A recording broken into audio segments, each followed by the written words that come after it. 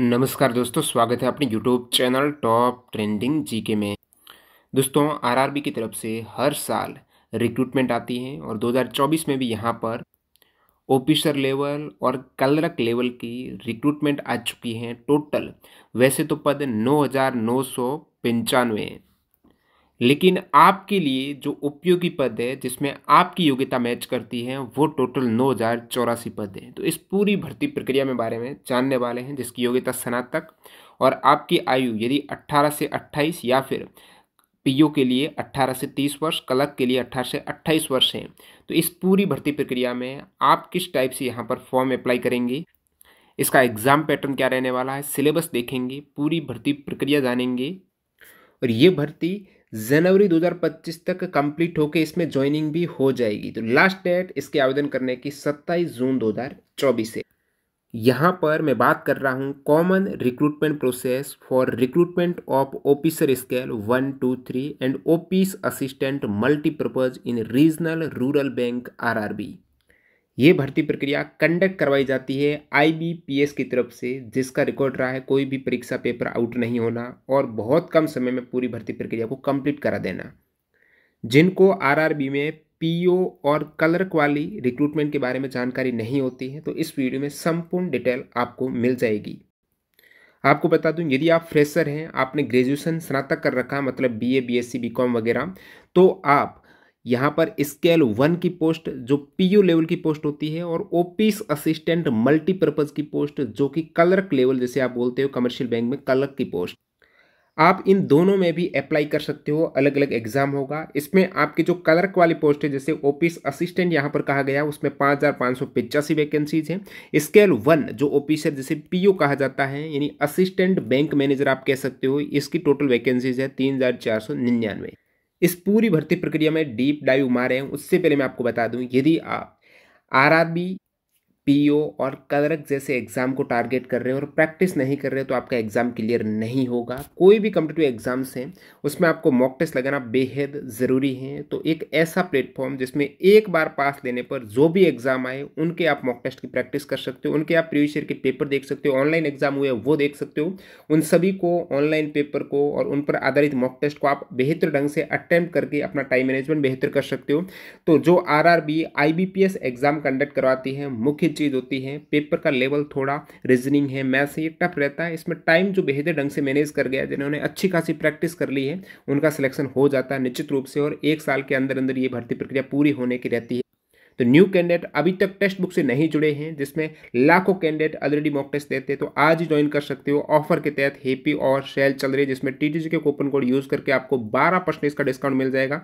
Link description box में। कैसे mock test लेना है, किस प्रकार आपको टेस्ट अटेम्प्ट करने हैं, तो इसमें सारे एग्जाम्स के मॉक, चाहे आप बैंकिंग की तैयारी करते हो, रेलवे की करते हो, एसएससी की करते हो, सभी 700 एग्जाम्स के मॉक टेस्ट एक ही पास में। और पास प्रो है ये। पास प्रो का मतलब इसमें प्रीवियस ईयर के पेपर एज इट इज मिल जाएंगे, एक्स्ट्रा फैक्ट से सॉल्यूशन मिल जाएगा और एनालिसिस करके आप कहां पर वीक हो उसको समय रहते आप सुधार करते हुए तैयारी करेंगे तो जरूर आपका सिलेक्शन होगा। सिलेबस, रिवीजन और प्रैक्टिस से ही आपका सिलेक्शन बनता है। अब देखिए, यहाँ पर ये भर्ती प्रक्रिया जान लेते हैं। सबसे पहले तो जो स्नातक कर रखा है वो ये ग्रुप ए ऑफिसर में स्केल 1 की पोस्ट के लिए एलिजिबल हैं। स्केल 2 के लिए 2 वर्ष का आपके बैंकिंग में एक्सपीरियंस चाहिए, पीयू लेवल का एक्सपीरियंस होगा बैंकिंग या फाइनेंशियल इंस्टीट्यूट में।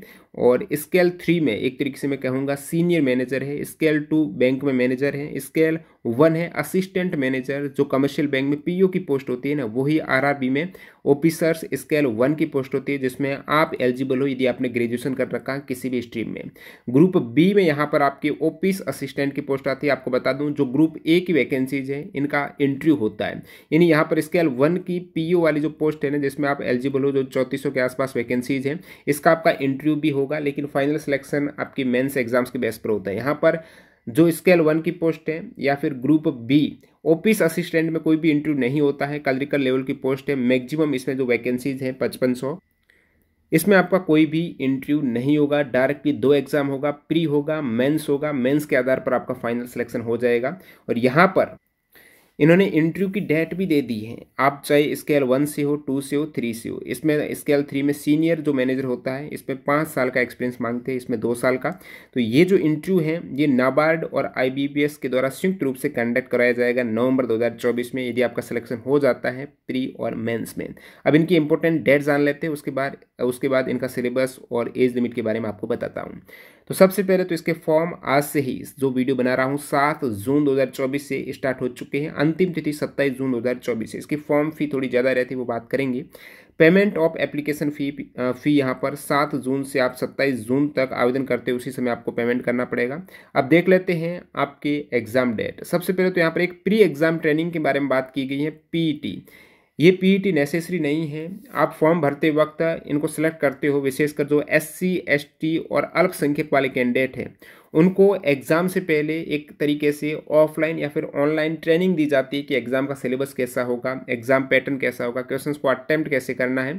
तो यहाँ पर जो अंडर प्रिविलेज्ड है, जिनको सुविधा नहीं मिल रही है, उनको लेवल में लाने के लिए बाकी कैंडिडेट यहाँ पर IBPS ये एक फ्री ट्रेनिंग देता है, प्री एग्ज़ाम ट्रेनिंग है। ऐसा नहीं है कि जिन्होंने प्री एग्ज़ाम ट्रेनिंग ले ली इनको एक्स्ट्रा कोई बोनस बेनिफिट नहीं मिलेगा, उनको एज ए नॉलेज के रूप में दी जाती है। काफ़ी कैंडिडेट जो SC ST माइनॉरिटी के हैं वो यहाँ पर ऑनलाइन फॉर्म में सेलेक्ट करते हैं तो वो PET देने जाते हैं, बाकी नेसेसरी ये नहीं है।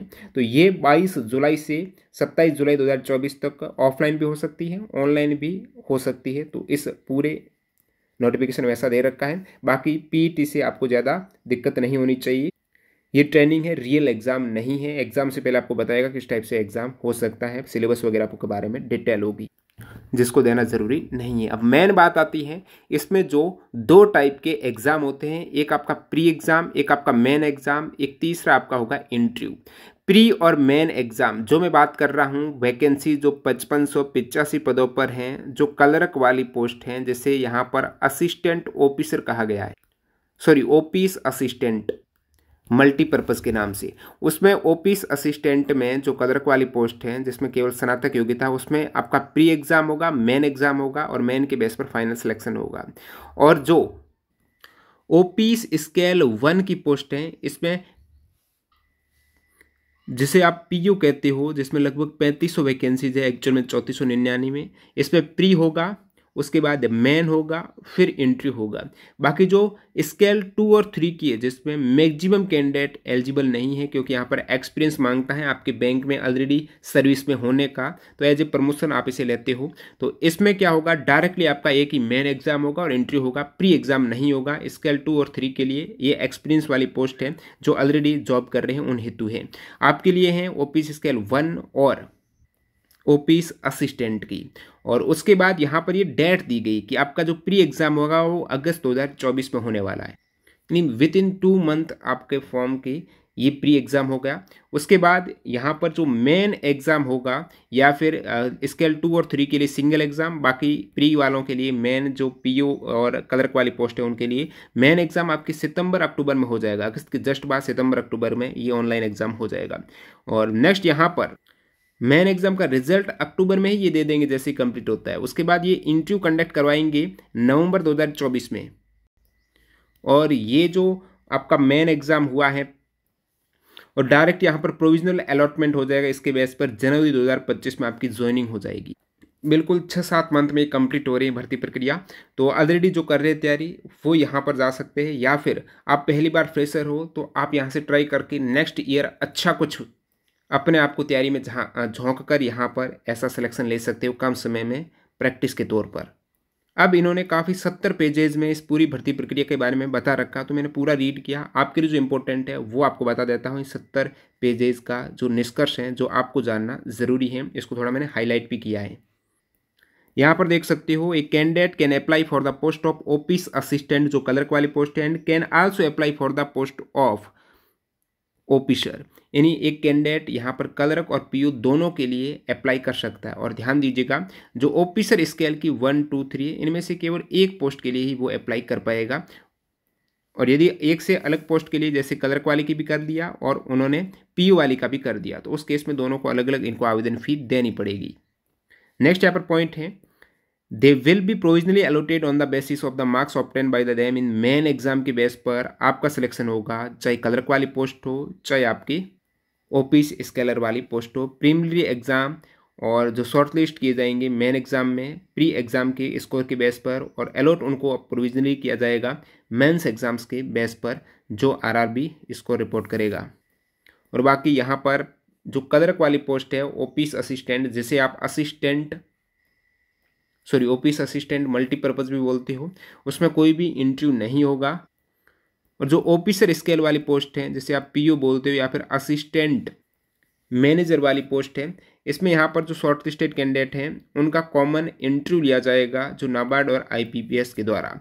और बाकी यहाँ पर ये जो वैकेंसीज है बहुत से स्टेट में, स्टेट वाइज यहाँ पर वैकेंसीज नीचे डिटेल दी गई है अक्सर में, तो बहुत से स्टेट में है, तो आप यहाँ पर प्रेफरेंस दे सकते हो कौन से स्टेट में अपनी लैंग्वेज, क्योंकि जो यहाँ पर योग्यता मांगी गई है ना उनमें आपको उनकी क्षेत्रीय लैंग्वेज के बारे में पता होना चाहिए। तो candidate shortlisted will be provisionally allotted to one of the regional rural bank, बहुत सी रीजनल रूरल बैंक हैं, उनमें से कोई एक में सिलेक्ट होगा basis on the merit come preference, जो उन्होंने स्टेट वाइज ऑफिसर्स स्केल 1 या ऑफिस असिस्टेंट की प्रेफरेंस दी है स्टेट की, उसके अकॉर्डिंग उनको सिलेक्ट कर दिया जाएगा। तो सभी वैकेंसीज जो यहाँ पर है उनके लिए आप एलिजिबल हो, आपको प्रेफरेंस देनी पड़ेगी, कहाँ आप वरीयता देते हो उसी के अकॉर्डिंग आपको मेरिट के अनुसार वहाँ पर सेलेक्ट किया जाएगा। नीचे आप करेंगे स्क्रॉल तो यहाँ पर आपको rural bank, regional rural bank जो आरआरबी की फुल फॉर्म है, उन बैंक के नाम आपको पता चल जाएगा। और वहाँ पर जो डिजायरेबल लोकल लैंग्वेज है जिनके बारे में आपको जानकारी, जैसे आंध्र प्रदेश ग्रामीण विकास बैंक है, आपको तेलुगु की जानकारी यहाँ पर होनी चाहिए। इसी टाइप से आप देख सकते हो। बाकी मैक्सिमम आपकी हिंदी भाषी स्टेट उत्तर भारत के स्टेट है उसमें तो हिंदी भाषी है ही है, हिंदी भाषा ही है। और आप देख सकते हो अलग अलग रूरल बैंक्स के नाम यहाँ पर 43 रूरल बैंक्स। अब बात करते हैं एलिजिबिलिटी क्राइटेरिया, जो मैंने स्नातक की बात की है। तो इस नोटिफिकेशन में पहली बात तो आप भारत के नागरिक हो, नेपाल के हो, भूटान के हो तो चलेगा। नेक्स्ट यहाँ पर चीज़ है आपकी एज लिमिट की, और नीचे अपन एलिजिबिलिटी को दोबारा देख लेंगे। एजुकेशनल में क्या होना चाहिए। ग्रुप बी वाली पोस्ट है जिसमें आपका इंटरव्यू नहीं होगा, मैं बार बार कह रहा हूँ। क्लर्क वाली पोस्ट है ऑफिस असिस्टेंट मल्टीपर्पज़ की, इसमें आपकी आयु 18 से 28 वर्ष होनी चाहिए। कहने का मतलब आप जनरल और ईडब्ल्यूएस कैंडिडेट हो तो आपका जन्म 2 जून 1996 और 1 जून 2006 इनके बीच या फिर इन डेट्स को है तो भी चलेगा। यानी 2 जून 1996 से पहले नहीं होना चाहिए और 1 जून 2006 के बाद उनका जन्म नहीं होना चाहिए, तब वो एलिजिबल है यूआर और ईडब्ल्यूएस वाले कैंडिडेट। बाकी एससी एसटी के लिए 5 वर्ष की छूट है और ओबीसी के लिए 3 वर्ष की छूट यहाँ पर अतिरिक्त दी जाती है। कहने का मतलब ओबीसी के लिए 3 साल और कम कर दो, 1995 नहीं, 94 नहीं, 93, यानी उनका जन्म 2 जून 1993 से पहले नहीं होना चाहिए। इसी प्रकार एससी एसटी के लिए उनका जन्म 2 जून 1991 से पहले नहीं होना चाहिए। ये कहता है आपका एज लिमिट। इसी प्रकार एज लिमिट यदि आप जो 3500 3499 वैकेंसीज हैं ऑफिस असिस्टेंट स्केल 1 की, ऑफिसर स्केल 1 की है, जिसे असिस्टेंट मैनेजर कहा जाता है, इनके 18 से 30 वर्ष आयु होनी चाहिए। कहने का मतलब 3 जून 1994 से पहले आपका जन्म ना हो, बाकी 31 मई 2006 के बाद आपका जन्म नहीं होना चाहिए। ये पीओ वाली वैकेंसीज के लिए 18 से 30 वर्ष, और एससी एसटी में यहाँ पर अतिरिक्त छूट भी दे दी जाएगी, तब उनका हो जाएगा 1991 हो जाएगा, ठीक है, ओबीसी के लिए। बाकी 1989 हो जाएगा एससी एसटी के लिए। इसी प्रकार आप देखेंगे ऑफिसर स्केल 2 जिसमें एक्सपीरियंस चाहिए 21 से 32 है, और 3 जो सीनियर मैनेजर है 21 से 40 वर्ष इनकी एज है। तो एज वाला यहाँ पर डाउट आपके क्लियर है। बाकी यहाँ पर एज लिमिट में छूट या आप देख सकते हो। नीचे आप स्क्रॉल करेंगे तो आपको पीडब्ल्यूबीडी वाले कैंडिडेट के बारे में बात की गई है, डिसेबिलिटी वाले कैंडिडेट हैं, एक्स सर्विसमैन के लिए क्या क्या यहाँ पर कंपलसरी हैं चीज़ें। अब अपन शैक्षिक योग्यता की बात करें तो ऑफिस असिस्टेंट मल्टीपर्पज जो क्लर्क वाली पोस्ट है, इसमें बैचलर डिग्री स्नातक आपका होना चाहिए, बीए बीएससी बीकॉम जो भी स्नातक डिग्री है वो यहाँ पर वैलिड है। Proficiency in local language as prescribed by the participating RRB, आपको जिस भी स्टेट से आप वरीयता देते हो उसकी लोकल लैंग्वेज आपको पता होनी चाहिए। डिजायरेबल, डिजायरेबल का मतलब है यदि ये योग्यता है तो अच्छी बात है, नहीं है तो कोई बुरी चीज़ नहीं है, ये आपके एसेंशियल नहीं है, आपको कंप्यूटर का नॉलेज होना चाहिए, ऐसा ये आरआरबी कह रही है, उनकी इच्छा है। नेक्स्ट यहाँ पर सेकेंड जो पोस्ट है वो ऑफिस स्केल 1 असिस्टेंट मैनेजर की है, पीओ वाली जो कमर्शियल बैंक में कहते हो।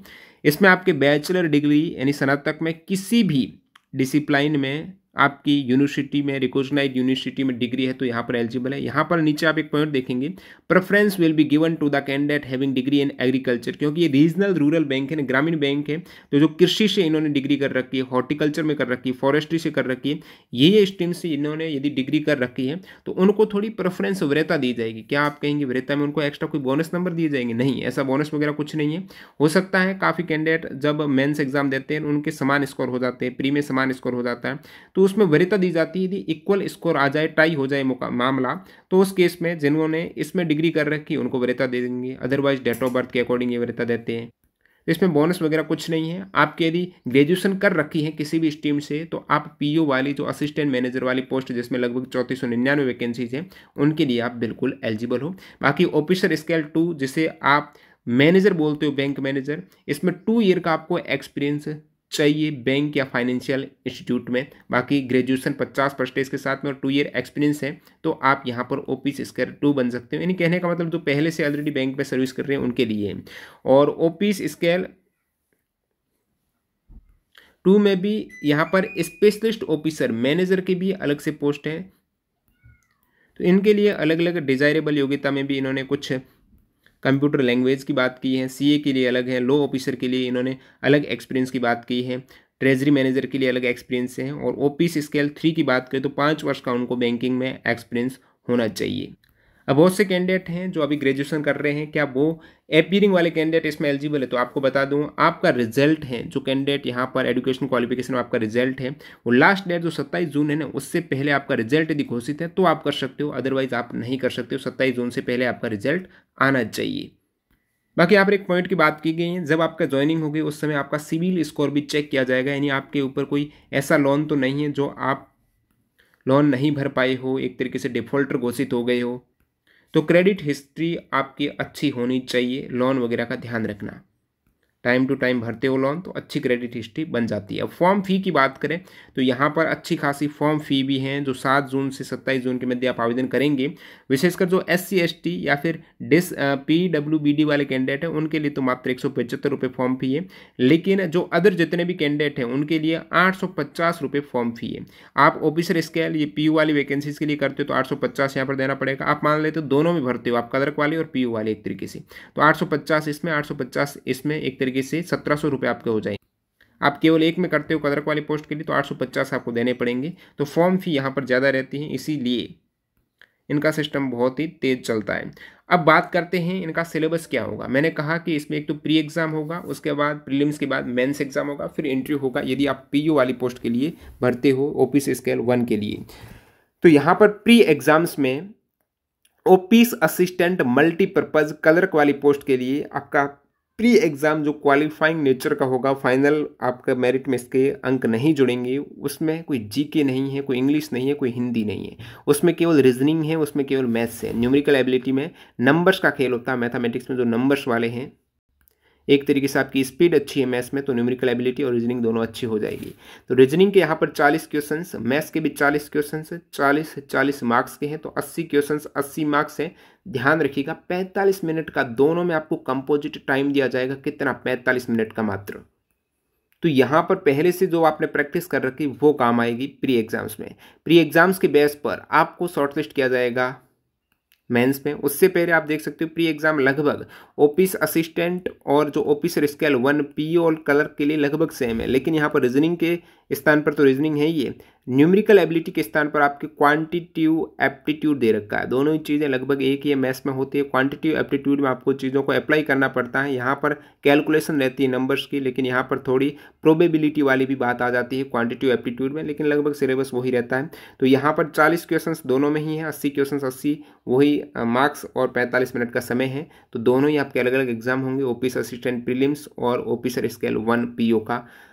अब बात करते हैं, नीचे आप देखेंगे तो ये दे रखा है candidate for both post have to qualify in both the test by securing minimum cut off marks, adequate number of candidate in each category depending upon requirement will be shortlisted for online main exam. तो ये बाद में तय करते हैं कितनी इनकी cut off marks रखने हैं, पहले से तय नहीं होता कि इतना कट ऑफ मार्क्स आया, नंबर ऑफ कैंडिडेट के अकॉर्डिंग, पोस्ट के अकॉर्डिंग ये तय किया जाता है।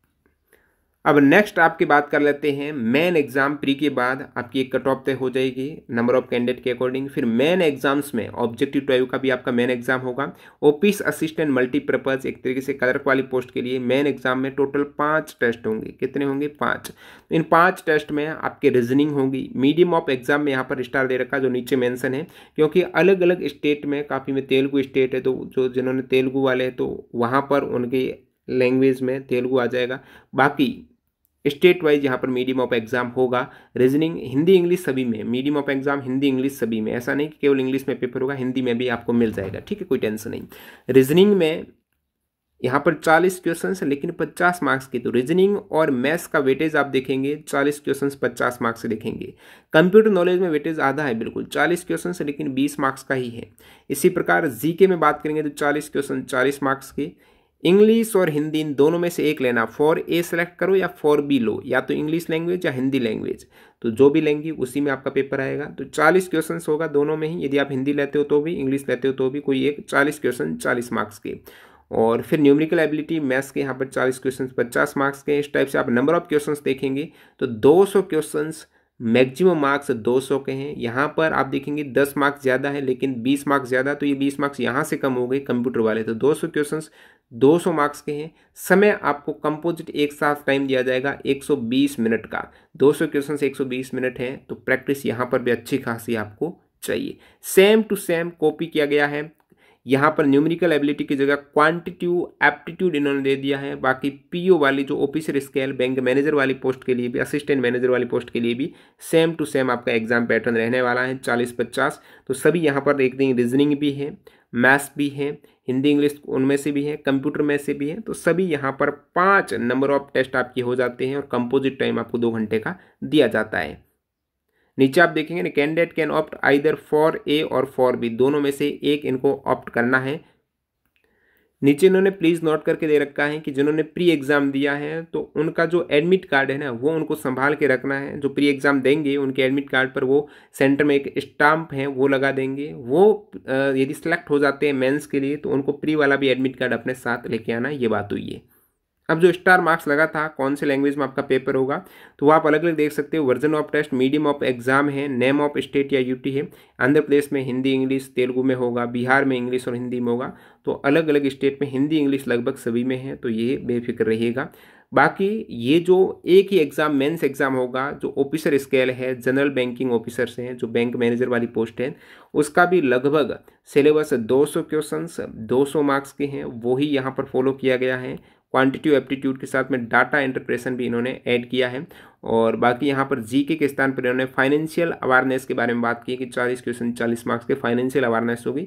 ये एक्सपीरियंस वाले कैंडिडेट के लिए है, मैक्सिमम कैंडिडेट के लिए ये वाला उनको देखना नहीं है, फॉलो नहीं करना है। जो ऑलरेडी सर्विस कर रहे हैं उन हेतु यहाँ पर उनको ऑलरेडी पता ही है। न्यू कैंडिडेट के लिए यहाँ पर नीचे एक पॉइंट है कट ऑफ स्कोर। अब कट ऑफ स्कोर में इन्होंने कोई फिक्स ऐसा मार्क्स नहीं बता रखा कि इतने मार्क्स लाने पड़ेंगे, लेकिन ये जरूर बताएं कि each candidate will be required to obtain a minimum score in each test of online main exam.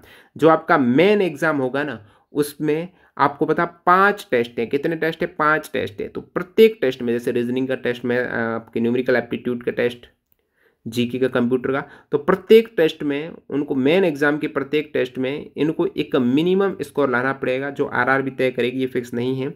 जो प्रोविजनल अलॉटमेंट के लिए शॉर्ट होंगे उनको एक मिनिमम कट ऑफ प्रत्येक टेस्ट में पार करनी जरूरी है। Depending on the number of vacancies available in each state candidate will B short listed for provisional allotment. इसी प्रकार ये आपकी क्लर्क वाली पोस्ट के लिए, बाकी पीओ वाले के भी देखेंगे। Each candidate will be required to obtain a minimum score in each test of online main exam to be considered to be shortlisted for interview के लिए शॉर्टलिस्ट करने से पहले वो देखेंगे क्या कि मेन एग्जाम के प्रत्येक टेस्ट में उनके मिनिमम क्वालिफाइंग मार्क्स है वो आए कि नहीं आए हैं, जो नंबर ऑफ वैकेंसीज के आधार पर तय किए जाते हैं। तो ईच टेस्ट के लिए कट ऑफ मार्क्स हमेशा अलग अलग रहेगा, नंबर ऑफ वैकेंसीज, पेपर का डिफिकल्टी लेवल के अकॉर्डिंग कितने कैंडिडेट वहाँ पर सिलेक्ट होते हैं। अब बात करते हैं आपकी किस मार्क्स के आधार पर फाइनल सिलेक्शन होगा।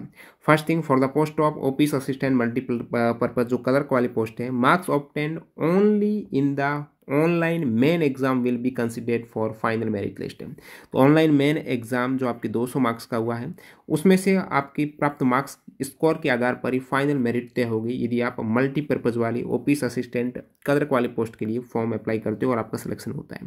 ऑफिस स्केल 1 यानी जो पीओ वाली पोस्ट है, marks obtained only in the online main exam will be considered for short listing for interview and final merit list. For the post of office scale 2 and 3, marks obtained in the single level online exam will be considered for shortlisting for interview and final merit list.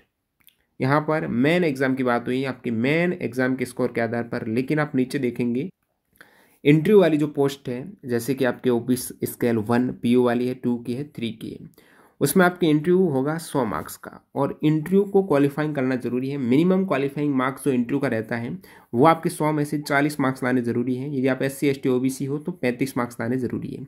Next आप देखेंगे relative weightage of online exam and interview will be 80-20 respectively for the officer cadet. Officer cadre यानी यहाँ पर interview जो officer cadre का ही हो रहा है उसमें आपका जो फाइनल मेरिट बनेगी, यहाँ पर कहा गया है कि 80% आपका वेटेज रहेगा मेन एग्जाम का और 20% आपका वेटेज रहेगा इंटरव्यू का। तो इंटरव्यू भी यहाँ पर काउंट कर रहे हैं ये, यानी पहले ऊपर तो इन्होंने बात की थी आपका जो रिजल्ट तैयार होगा वो मेन एग्जाम के आधार पर होगा। For the post of office scale 1, marks obtain only in the online main exam will be considered for short listing for interview and final merit. लेकिन फाइनल मेरिट में ऑनलाइन मेन एग्जाम्स के marks के साथ साथ यहाँ पर 20% marks interview को भी ऐड होंगे ऑफिसर कैडर वाली, यानी जो ऑफिसर्स स्केल 1, 2, 3 वाली पोस्ट के लिए। बाकी जो आपकी क्लर्क वाली पोस्ट है, ऑफिस असिस्टेंट जो मल्टीपर्पज़ वाली पोस्ट है, उनमें केवल मेंस एग्जाम्स के स्कोर के बेस पर ही आपकी मेरिट तय हो जाएगी। बाकी आप ऑनलाइन फॉर्म भरते हो तो आपका फोटोग्राफ अपलोड होगा, सिग्नेचर अपलोड होंगे, लेफ्ट हैंड इंप्रेशन आपका अपलोड होगा, हैंड रिटन डिक्लेरेशन। फोटोग्राफ में आपका एक तो पासपोर्ट फोटो, एक वहाँ पर आपको सेल्फी लेनी पड़ेगी फोटोग्राफ में वेब कैम से या फिर अपने मोबाइल से, और hand written declaration certificate as mentioned in clause JX for eligible candidate will also be required to capture and upload their photograph their web cam और मोबाइल के जरिए भी उनको फोटोग्राफ अपलोड करने हैं। अब अपन लास्ट में नंबर ऑफ वैकेंसीज की बात कर लेते हैं। Annexure 1 vacancies under CRP RRB 13, indicative office assistant multipurpose clerk वाली पोस्ट के लिए अलग अलग स्टेट की यहाँ पर आप वैकेंसीज देखेंगे और प्रत्येक स्टेट की आपको वहाँ पर प्रेफरेंस बढ़ाई जाएगी। और जैसे कि आप देख सकते हो राजस्थान में यहाँ पर कितनी वैकेंसीज, 2 बैंक है रूरल रीजनल बैंक में, एक तो आपकी बड़ौदा राजस्थान क्षेत्रीय ग्रामीण बैंक और राजस्थान बड़ौदा ग्रामीण बैंक। तो यहाँ पर बड़ौदा वाली में तो कोई वैकेंसीज नहीं है, लेकिन RMGB है, इसमें 450 वैकेंसीज है। इसी प्रकार आप देख सकते हो उत्तर प्रदेश में यहाँ पर 3 बैंक हैं जिसमें 2 बैंक में वैकेंसीज है, एक में 218, एक में 320 है, यानी 500 यहाँ पर 48 वैकेंसीज हो जाती है उत्तर प्रदेश में। बाकी यहाँ पर सभी की पोस्ट आप स्टेट के लिए एलिजिबल हो, बाकायदे यहाँ पर आपको प्रेफरेंस बढ़ाई जाएगी। इसी प्रकार ये जो टोटल नंबर ऑफ वैकेंसीज की बात करेंगे सभी स्टेट की मिलाकर जब देखी जाती है ऑफिस असिस्टेंट मल्टीपर्पज़ की क्लर्क वाली पोस्ट के लिए, वो निकल के आती हैं 5585। और जो आपकी असिस्टेंट बैंक मैनेजर है ऑफिस स्केल 1 है, उसकी इस प्रकार आप देख सकते हो स्टेट वाइज वैकेंसीज हैं और यहाँ पर ये टोटल वैकेंसीज का कॉलम है। तो इसमें भी अच्छी खासी वैकेंसीज हैं, टोटल 3499, लगभग 3500 के आसपास ये टोटल वैकेंसीज हो जाती है। नीचे यहाँ पर एक्सपीरियंस वाली पोस्ट है, इसमें कम वैकेंसीज हैं, यानी कहने का मतलब टोटल जो वैकेंसी जो 9995 है ना, उनमें से ऑफिस असिस्टेंट की 5585, ऑफिस स्केल 1 जो PO वाली है वो 3499 है, जिसमें आपकी बैचलर डिग्री कर रखी तो आप एलिजिबल हो। उसके अतिरिक्त यहाँ पर ऑफिस स्केल 2 की 496 है, ऑफिस स्केल 2 में भी 2 टाइप की है तो उसमें 94 है, फिर ऑफिस स्केल 3 की 129 है। इस टाइप से ये टोटल वैकेंसीज बन जाती है लगभग 10,000 के तकरीबन। इन सभी को जोड़े तो 9995 आपकी वैकेंसीज हो जाती है। तो वीडियो पूरा देखने के लिए आपका बहुत बहुत धन्यवाद। आपको भी इस टाइप की वैकेंसीज के ऑनलाइन आवेदन करना चाहिए, यहाँ से आपकी अच्छी खासी मैथ्स रीजनिंग वगैरह की प्रैक्टिस हो जाती है। और जो बहुत कम समय में कोई एग्जाम क्रैक करना चाहते हैं, एक्चुअली में बहुत ज़्यादा जुनून है, जज्बा है और कम समय में नौकरी चाहिए, तो ये IBPS की RRB की हो गई और अदर कमर्शियल बैंक की आपकी PO और क्लर्क लेवल की पोस्ट के लिए आप तैयारी कर सकते हो। इसके लिए ज़्यादा से ज़्यादा आपको प्रैक्टिस करनी होगी। प्रैक्टिस के लिए आप टेक्स्ट बुक से मॉक टेस्ट, प्रीवियस ईयर के पेपर वगैरह अटैम्प्ट कर सकते हो, जिसकी लिंक डिस्क्रिप्शन बॉक्स में TTJ के कूपन कोड यूज़ करके अभी वहाँ पर डिस्काउंट चल रहा है, उसका फायदा उठा सकते हो। कोई भी एग्जाम्स आए प्रीवियस ईयर के पेपर वहाँ पर मिल जाएंगे, एक ही पास में 1 साल की वैलिडिटी में। मिलते हैं ऐसे किसी नए वीडियो में, बाय बाय।